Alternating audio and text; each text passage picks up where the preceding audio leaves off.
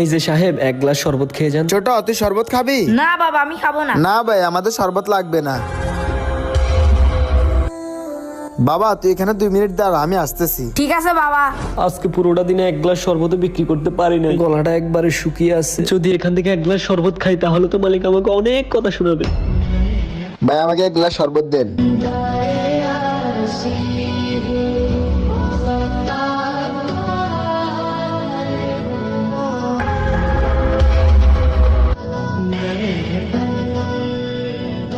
চলো বাবা। না বাবা, আমি শরবত খাবো।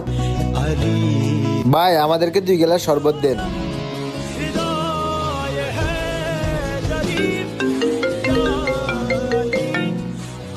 কই আছেন আপনি? এই তো আমরা শরবত খেতেছি, একটু পরে চলে আসতেছি। আব্বু, আমার শরবত খাওয়া শেষ, টাকাটা দিয়ে দাও।